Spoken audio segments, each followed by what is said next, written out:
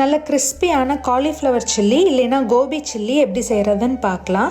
இது ஒரு பர்ஃபெக்டான டீ டைம் ஸ்நாக்காக இருக்கும். இதுக்கு ஒரு பெரிய காலிஃப்ளவரை க்ளீன் பண்ணி சின்ன சின்ன பீஸாக கட் பண்ணிக்கோங்க. 1/2 கப் மைதா மாவு, 1/4 கப் சோள மாவு, 2 ஸ்பூன் அரிசி மாவு, 1/2 ஸ்பூன் கரம் மசாலா, 1 ஸ்பூன் மல்லித்தூள், 2 டேபிள் ஸ்பூன் காஷ்மீரி மிளகாய்த்தூள், 2 டேபிள் ஸ்பூன் இஞ்சி பூண்டு பேஸ்ட், 1 ஸ்பூன் உப்பு.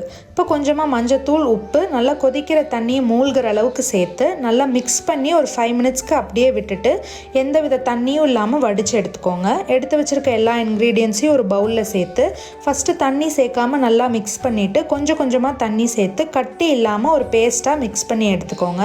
நம்ம வடித்து வச்சுருக்க காலிஃப்ளவர் இதில் சேர்த்து எல்லாத்தோடனா இந்த பேட்டர் கோட் ஆகிற அளவுக்கு மிக்ஸ் பண்ணி மேரினேட் பண்ணுங்கள். நல்லா கொதிக்கிற எண்ணெயில் கொஞ்சம் கொஞ்சமாக போட்டு நல்லா கிறிஸ்பியாக ஆகிற வரையிலும் பொரித்து எடுத்துக்கோங்க. இதை வெளியே கொண்டு போய் சாப்பிட்றதுக்கு நான் மெல்பிஃபையோட இந்த 4-in-1 ட்ரெண்டிங்கான ஃப்ளாஸ்க் தான் யூஸ் பண்ணுறேன்.